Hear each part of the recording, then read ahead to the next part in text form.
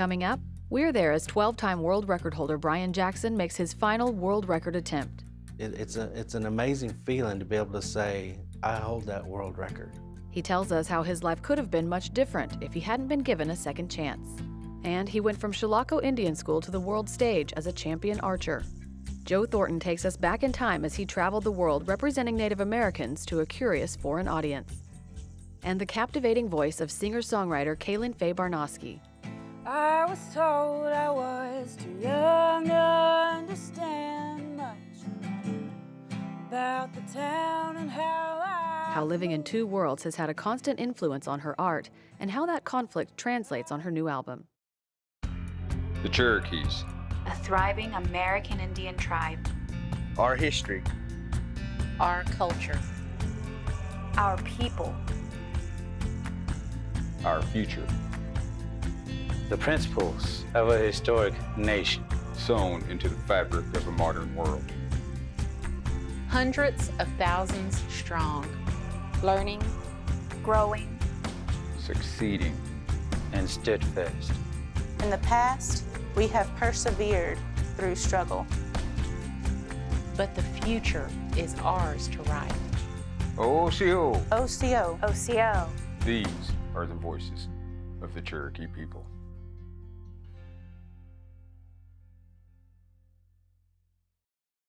Osiyo. I'm Principal Chief Bill John Baker. Welcome to the Cherokee Nation and Osiyo TV. This is how we share our culture, our heritage, our history, and our language with you. Wado. Osiyo, it's how we say hello in Cherokee. In this episode, we'll introduce you to a former world champion archer and an up-and-coming singer-songwriter. But first, let's meet 12-time world record holder Brian Jackson. It's been said he has the strongest lungs in the world, and he invited us to come along as he makes his 13th and final world record attempt.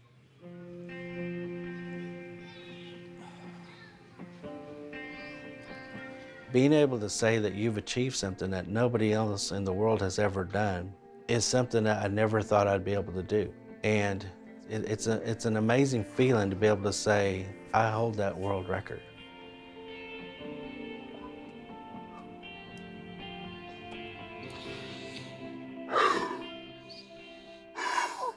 My name is Brian Jackson. I'm known as the I Believe guy, and I'm a 12-time Guinness World Record holder.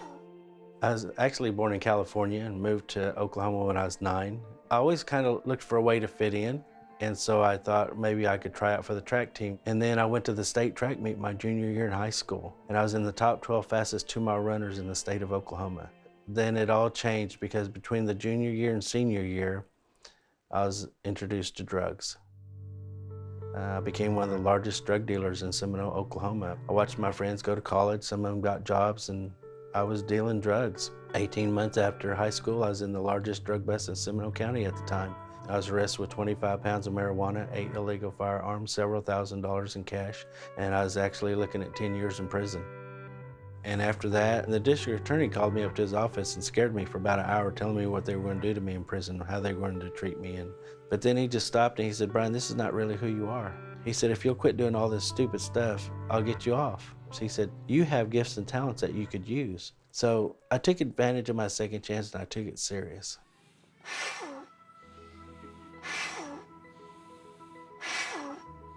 After I got my second chance, we started going to a church and we wanted to do some stuff for our kids. I bought a book on how to make balloon animals, and we went to an event and we left our pumps at home. And so at this event, it was either blow the balloons up and make balloon animals or not make balloon animals. So I started blowing them up, and I told myself I'm not ever going to use a pump again. And it was when I got to where I could blow up 9 of those at the same time that I saw the guy from Luxembourg, Germany that held the world record for blowing up a hot water bottle, and I thought to myself, I'm gonna break that world record. In 2006, I broke the world record for the fastest time to blow up a hot water bottle. It knocked me out, it dislocated my jaw, it separated my ribs. I don't remember breaking that record. I have to watch the video. It's dangerous because if you think about how thin the lung tissue is. So you can imagine if one of those little bags that you squeeze air into somebody's lungs to help them breathe can rupture a lung, how much pressure could 2,500 pounds do? In Italy, I blew up 3 hot water bottles in 1 minute and 8 seconds, and that was my second world record. And that got the attention of Stan Lee, the creator of Spider-Man, X-Men, and Marvel Comics. I get a phone call one day, and it's from the producers of Stan Lee Superhumans, and they said, "We do this show called Stan Lee Superhumans." I'm like, "I know, I've seen that show." And they said, "Would you like to be on the show?" Now on the phone, I was like, "Yeah, that's cool." But inside, I was going nuts. Now I'm sitting there thinking, this is Stan Lee, you gotta step it up. So I told him, I said, "I'd like to see if I could lift a car." In Las Vegas, we're filming the show. We'd blown up several hot water balls, a bunch of balloons, and the scientists and the medical experts said, "Don't let him lift the car, it will kill him." And Stan Lee said, "We got a good show, we got enough footage, you don't have to lift the car." And I said, "I'm lifting the car." They put the bag underneath the side of the car, and I just prayed really hard. Give me the ability to do this, let me go home safe to my family. And I started blowing into this thing with more pressure than I'd ever blown into. And when that car came off the ground and Daniel slid that paper underneath that tire, it was exciting. And after that, we're all celebrating, and Daniel Browning Smith comes up and he says, "I just got off the phone with Stan. He's got your nickname." And so he said, "They're gonna call you the Hurricane." And I thought, how cool is that? A cool name from Stan Lee. And there's only a handful of us, and I'm the only Native American. So that's a memory that I will never forget. If you go out to attempt something and you think you're gonna be successful every time, you're up for a big disappointment. I haven't broken every record attempt. I was on America's Got Talent and couldn't blow up 1 hot water bottle. Bottom line is, that's just the way life is. And I was really mad for a long time. And after that, I did 5 hot water balls in under a minute on another TV show.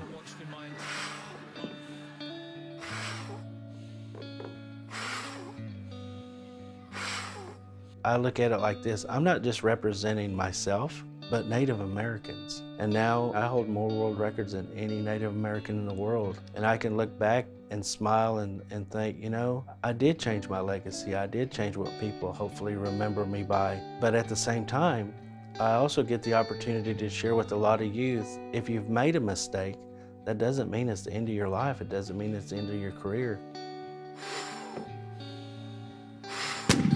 Yes! I've been wanting to retire for quite a while, and there's still something missing. I'm going to attempt to lift another car, the final car, in the same place, same town that I broke my first world record, Tahlequah, Oklahoma. And my family has all said, "Is this it? This is it." You know, if I don't quit, something permanently is going to happen. 3, 2, 1, go.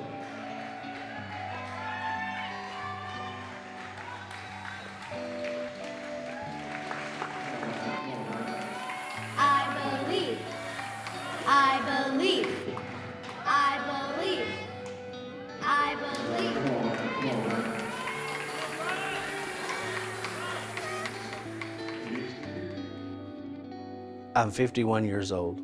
I've achieved more than I ever thought I would. I've been blessed beyond what I can ever imagine, and it's time to let it go. We had, I want you to stand right here. Now, we're going to hold you together.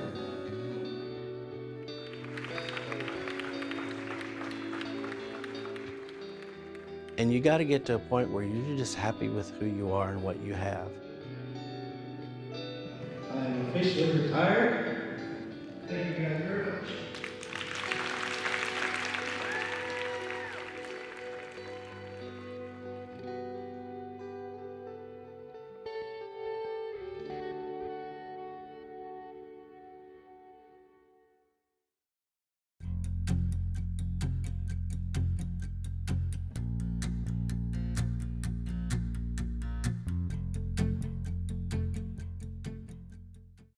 At 99 years old, Cherokee Nation citizen Joe Thornton is a living legend. He's a world champion archer who's traveled the globe, winning trophies and breaking records.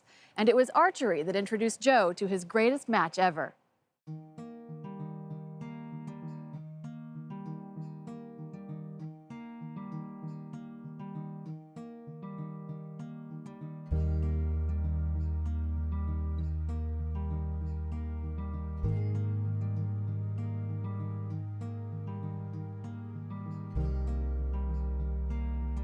Does that bring back memories? Yeah. My name is Joe Thornton, and I am a former world archery champion.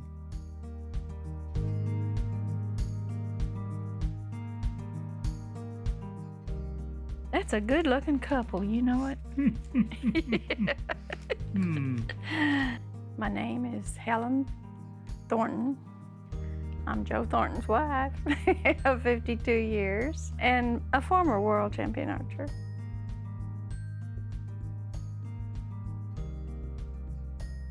I was born over in Adair County and went off to Chilocco Indian School. I noticed some of the boys were making bows and arrows, and they'd go out and hunt and shoot.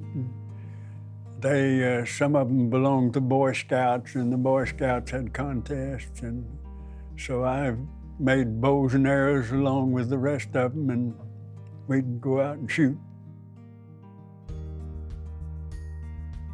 Parents were both Cherokee, and they both spoke both languages fluently. They could work as interpreters, actually.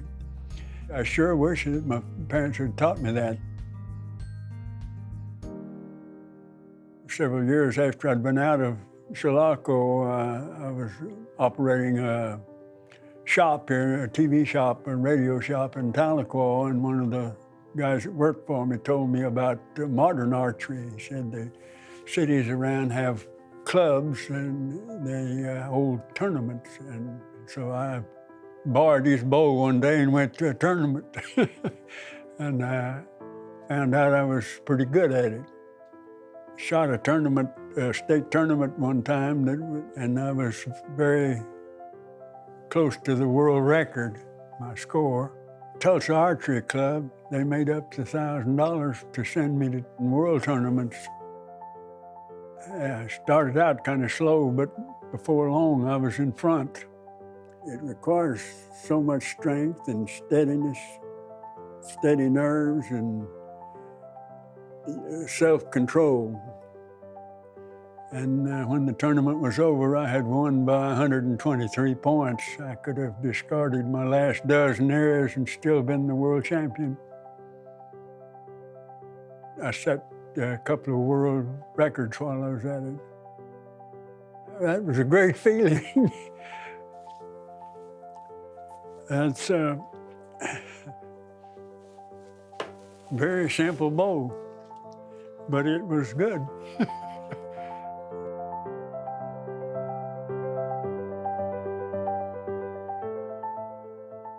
When I got back to Tulsa, the Tulsa Archery Club was there to meet me, and they had a pretty good reception, and they presented me with the gold key to the city.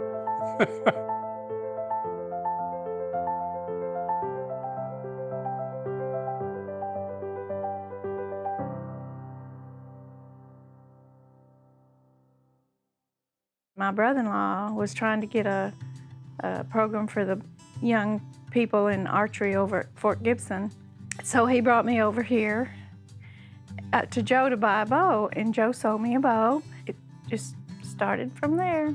He started teaching me how to shoot, and since he was the world champion, I felt real good, you know, standing up there next to him and shooting, and I thought, if I can shoot good next to him, I can shoot good next to anybody, you know, so that gave me a lot of confidence.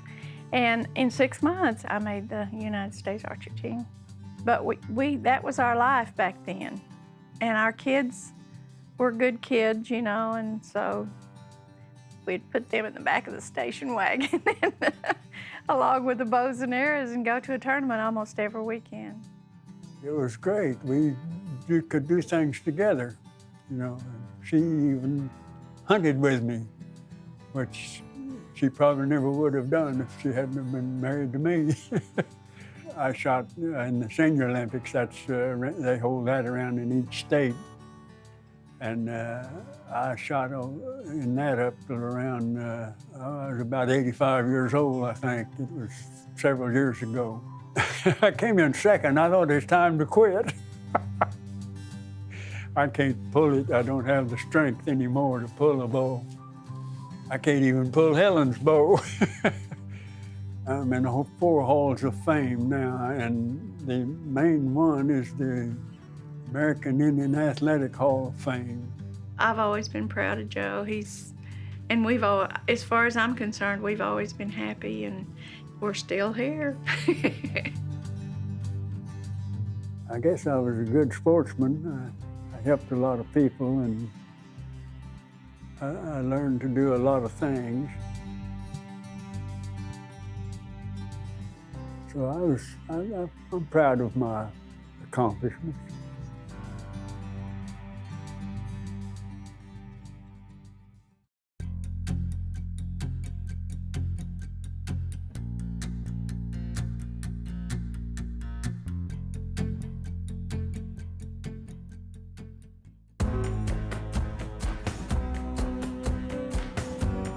In 1821, a Cherokee named Sequoyah revealed his life's work, the Cherokee syllabary, sometimes called the Cherokee alphabet.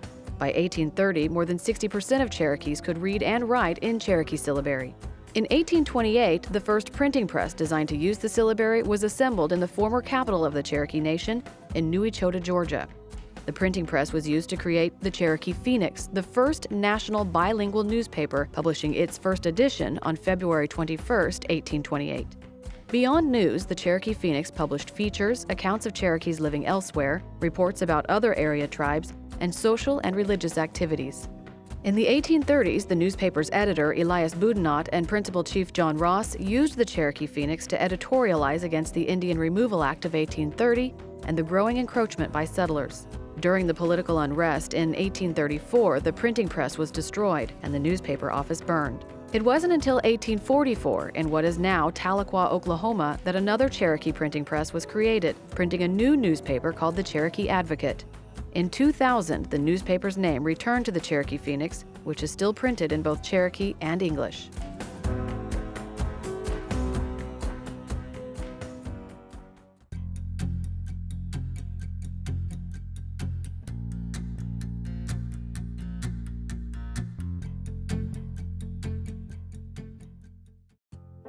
Jalagi iniwone. Let's talk Cherokee. February. Kagatli. Kagatli.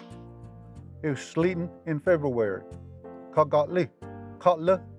Chigane soska in. Kagatli. Katla. Chigane soska I. Dog. Geetli. Geekli. The dog is going hunting. Geetli. Gano halega. Geekli. Gano halega. Freezing. Ganestal di a. Ganestal di a. The road is freezing. Nanohi. Ganestal di a. Nanohi. Ganestal di a.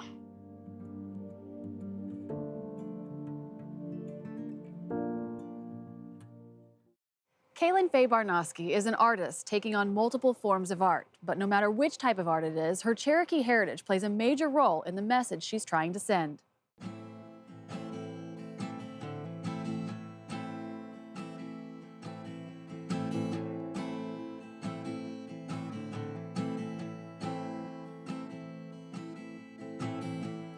Don't remember much about that house on Broadway, that little town in the southeast.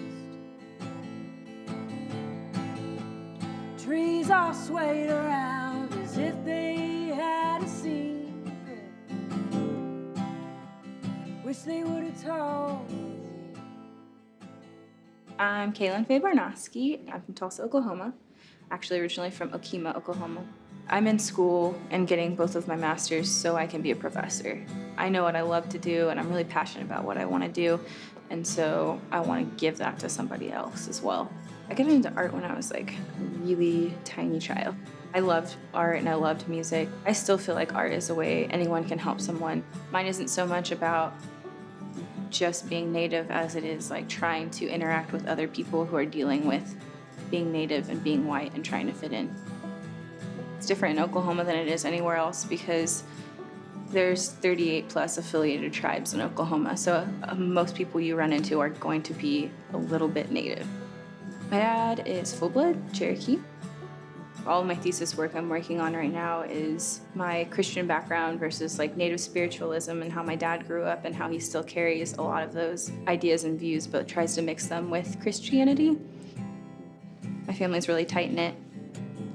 My grandma always brought us all together. She taught and spoke in Cherokee. I definitely feel like there's a connection with my grandma when I do my art. Even though she's not here, she's always been very supportive of me doing art. She's who inspired me to do the work that I'm doing. I wouldn't be doing this if it wasn't for her. I was told I was too young to understand much about the town and how life moves. But I remember climbing up those upper trees, taking in the beauty of the view. And I still call town my home, though I've left and I still roam. Can't explain just how I felt living in the Bible Belt, living in the Bible Belt. I didn't start playing music till I moved towards the Tulsa area. My sound is mostly folk. I do singer-songwriter stuff. I have a new album. It's called Bible Belt. All the music I write now is like stories about people I've met or people in my life or myself.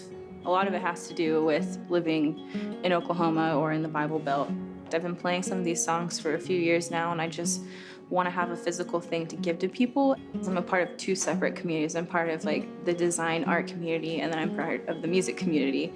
I do all facets of design. I do poster design, I've done web design, I do any sort of print design. I like working with silkscreen the most. I made one that's kind of comical, that has a native on it, and it says, "I'm part white, but I can't prove it."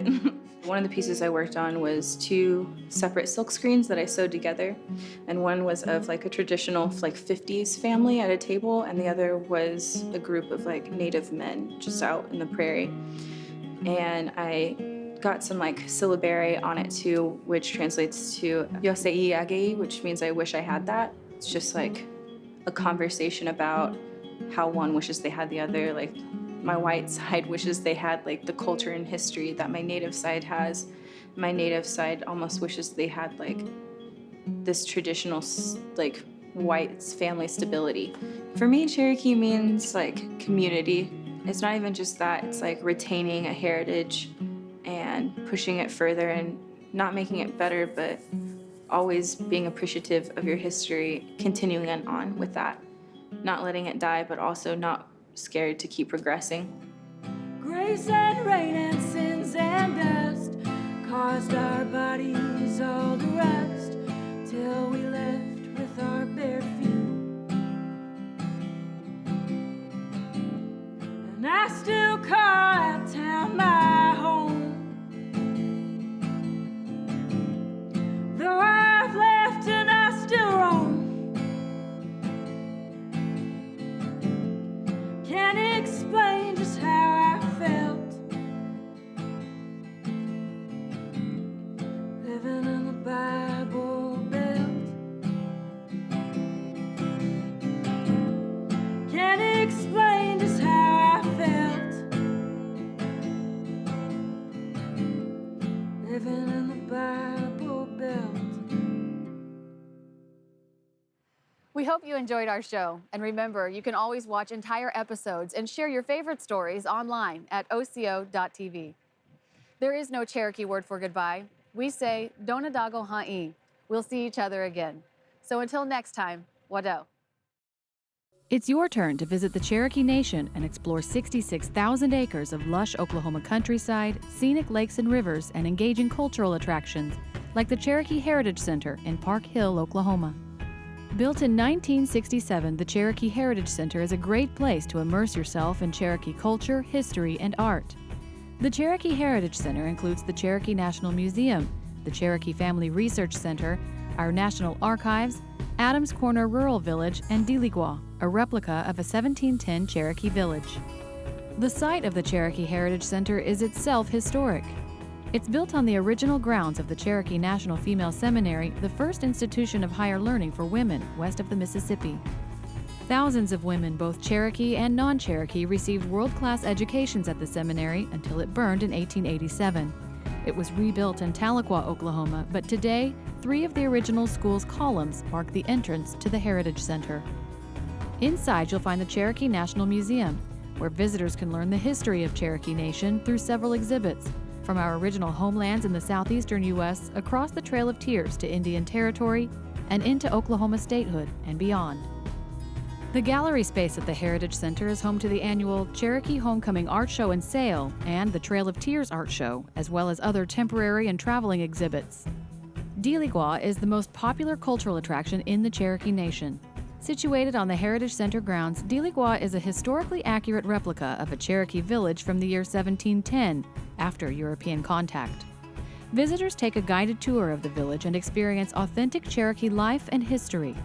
Learn the purpose behind each structure and how our Cherokee ancestors made and traded everyday goods, from basket and finger weaving to flint knapping and moccasins. You can even catch a game of stickball. The Cherokee Heritage Center is open year-round.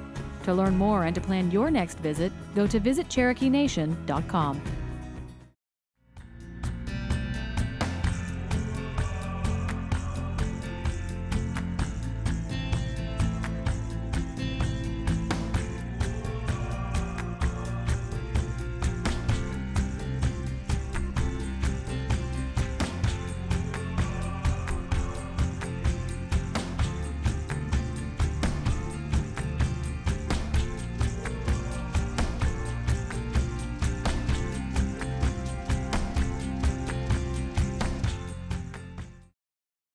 In the Cherokee Nation, news happens every day. Cherokee Nation's economic impact on the state of Oklahoma now exceeds $2 billion. The dollars that are generated here are creating jobs. It benefits everyone. Creating headlines. The new 469,000 square foot health facility is the result of the largest joint venture agreement ever. For the people of the Cherokee Nation, and will impact them for generations to come. Creating opportunities. Cherokee Nation employees can now take 8 weeks of paid maternity leave. We have lots of young mothers and young families, and this is something that's very exciting. This year, the tribe awarded $5 million to superintendents from about 100 public school districts. When it comes to education, we're all in it together. Creating a better place to call home. The Wilma P. Mankeller Health Center in Stillwell, Oklahoma, nearly doubled in size. That this absolutely will make a tremendous impact on the quality of life. It's going to provide more jobs. For more Cherokee Nation news, visit onadiskoe.com.